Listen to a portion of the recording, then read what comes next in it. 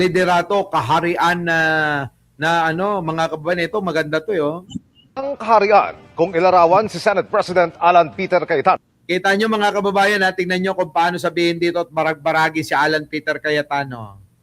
Pasok! Haring walang kaharian kung Kita nyo? Mga kababayan ko, ang tawag kay Alan Peter Cayetano ay haring walang kaharian. Hari ka pero wala kang kaharian. Tanga, putang ina mo, Marco. Alan Peter Cayetano, putang ina mo, wala kang kaharian. Hari ka nga, pero wala kang kaharian. Tangina mo!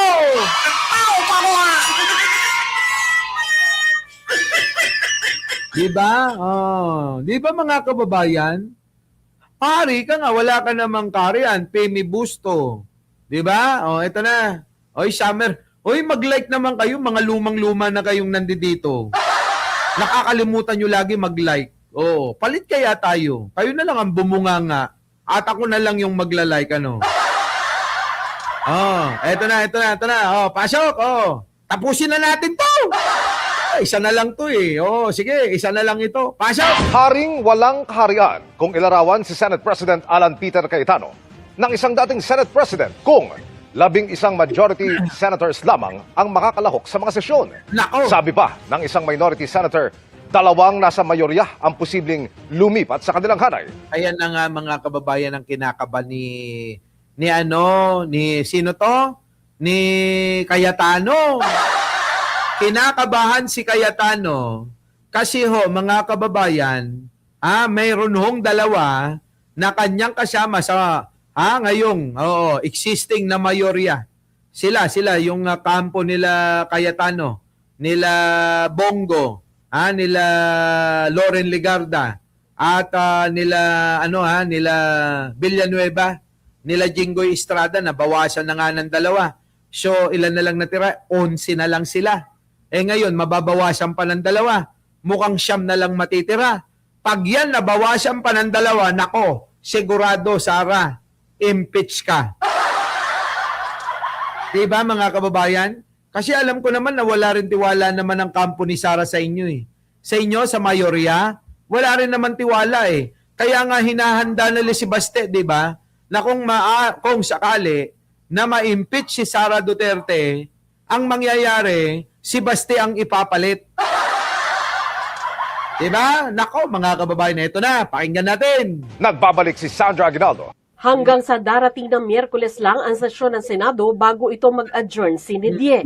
Ngayong arestado na si Senador Jinggoy Estrada sa kasong plunder na walang piyansa, masasabing mas naging posible ang isinusulong na pagbabago sa liderato ng Senado. Ngayong nagtatago si Senador Bato de la Rosa, 22 na lamang po ang naiiwang mga senador. At 22, 11. 11! Tapos, yung mayorya ngayon, 11 din. Paano nga ngayon? Anong kaharian ka? Alan Peter Bakla Cayetano. Wala kang kahariang hari. Reyna pala. Dapat kasi Reyna. Reyna yan si Alan Peter Cayetano Isang Reyna na walang kaharian. Nagdidelikado ka na. Sabi ko naman sa'yo, hindi ka magtatagal. Dili ka magtatagal. Walang may gusto sa'yo, nabobola mo lang. ngayon, tabla ang bilang ng majority at minority senators sa bilang na 11-11. Ayon kay dating Senate President Franklin Drilon, sa sitwasyong tabla ang bilang, Senate President pa rin si Alan Peter Cayetano pero, anya, mahirap na umusad ang isinusulong ng majority senators gaya halimbawa ng pag-amyenda sa rules ng Senado at maging ang trabaho ng Senate committees. Paano na yung pinipilit ni Marcoleta? Hoy, Marcoleta. Paano na yung pinipilit mo na amyendahan sa rules ng Senado para makaboto yung mga kasama nyo na nagtatago, yung mga nakakulong, nasa na? Wala na yun. Kalimutan mo na, putang ina ka. Wala na. Wala na yun, mga kababayan ko. Kalimutan na ni Marcoleta yon. Kasi, pinipilit mo kasi alam mo naman na bawal. Sabi nga nila, nila Subiri, bawal yan eh. Bakit nyo ba pinipilit na kailangang amyendahan yung mga rules na yan? Bawal nga ni. Sabi din ni Ping Lacson, sabi rin ni Tito Soto, mga nagsalita yan eh. Sabi, bawal yung gusto nilang gawin eh. Masyado hong illegal yan sa ating constitution. Paglabag sa ating constitution, yung gusto nilang mangyari dahil sa panahon na kailangan nila, babaguhin nila. Di papaboran lang nila yung mga sarili nila. Hindi naman kapakanan yan ng taong bayan eh. Kapakanan lang nila. Kaya nila gustong baguhin. Ngayon, tabla kayo. Paano kayo ngayon magbobotohan? Siya gusto mong pagbabago. Pagbabago ng rules dyan sa Senado. Marcoleta. Wala na. Yung sinasabi mo na yan. Asahan mo, hindi na mangyayari. Inihalin tulad ni Drilon ang sitwasyon ni Cayetano sa haring walang kaharian. Grabe naman, hari na walang kaharian. Yaan po si Alan Peter Cayetano. Hari ka pero wala kang kaharian, tanga. Tangina mo kasi, ayan, kinaarma ka kagad, Alan Peter Cayetano. Hindi ka pa rin nahihiya, ang kapal ng mukha mong bakla ka. Dapat sa'yo mag-resign na. Mag-resign ka na! Sige, bala ka. Sabihin ko kay Banat Bay, lalaplapin ka. Banat Bay, laplapin mo nga yan. Sige na. Alam ko naman, bet mo rin yan eh. Banat Bay, pwede ba mag-request kami? Pwede mo bang laplapin si Alan Peter Cayetano? Para baka sakali lang matauhan, Kung pwede lang, i-request yun, Hindi ko sasabihin na uto-uto ka. Hindi ako tulad ni Marcoleta. Bubo yun eh. Sabi ni Atty. J.B. Bautista, bubo daw yun si Marcoleta. Di ba? Hindi ko sasabihin sa yun. Request ito, liliwanagin ko. Banat Bay, pwede ba yon? Laplapin mo, sino? Yan. Alan Peter Cayetano, Sabi, replay ba to, Boss Mike? Rodrigo Miligrito, hindi, Replay to, kanina pa kami rito, magdadalawang oras na kami replay. Eto na, Figure out the kingdom. There's no room control over the Senate. There's only 11 votes. So, Alan Cayetano cannot pass any measure because he will not have the support of the majority. Wala. Kamakailan, inanunsyo ni Cayetano na magsisimula na ang pagdinig ng Senate Blue Ribbon Committee sa flood control controversy sa Huwebes. Pero wala pang impormasyon kung matutuloy ito. Wala, may hirapan ka dyan. Alan Peter Cayetano, maawa ka, siya putang inang sarili mo. Ako na nagsasabi sa'yo, noong ko pa sinasabi, magiging wala kang silbi, magiging pasaway ka lang, magiging masama lang ang imahe mo sa pagiging Senate President mo na yan, tanga. Yan ang magpapabagsak sa'yo, maniwala ka. Diba, Tina Reyes, I love you. Diba? Ralph Motovlog, yung mga, Alam nyo sa totoo lang, seryoso. Ako nakikita ko rito, etong paghahangad ni Alan Peter Cayetano na maging Senate President, ito po talaga yung magiging niya downfall niya. Oo. Bakit? Mga kababayan, sa sobrang paghahangad ng isang bagay, hindi niya na alintana na yan na pala yung kinakapahamak niya. Maraming ganyang senaryo sa sobrang paghahangad, sa sobrang greedy, mga kababayan, hindi makontento ang putang inang yan. Hindi pa makontento na nanalong senador sa pamamagitan ng 10K na pangako na tulad ni Marcoleta na nangako ng 2,000. Mga kababayan, hindi pa sila masaya dyan. Gusto pa nila ng more power. Oh, di ba? Oh, ayan. Hinangad po ang pagiging Senate President, mga kababayan ko. Oh, di ba? Ano mangyayari diyan? Ha? Doris Usami Sanchez, I love you too. Ano mangyayari diyan? O di babagsak ka diyan.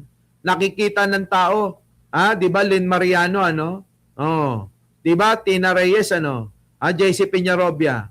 Nakikita, Flor Texon, Helen Milan. Nakikita kasi yan ng mga tao, Berge Berhel de Dios. Oo, Marilyn Dineros. Evelyn Balayong. Hindi naman maitatanggi, hindi naman maitatago sa taong bayan yung pangahas mo eh.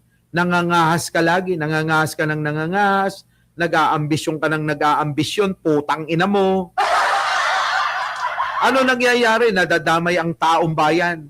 Sasabihin mo, bakit ka galit sa akin, Mike Cervera? Putang ina mo pala, damay kami sa katarantaduhan mo eh. Diba? Damay tayo sa katarantaduhan. Nino? Ni Cayetano. Ang kahihiyan ng Senado na ginawa nila, kahihiyan nating lahat yun. Hindi lang kahihiyan niya. Tama, mali.